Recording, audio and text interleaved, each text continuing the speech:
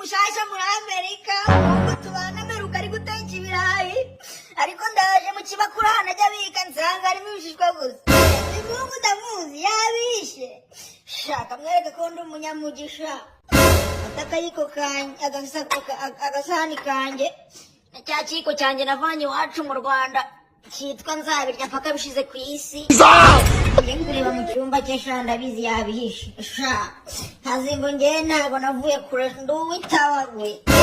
sha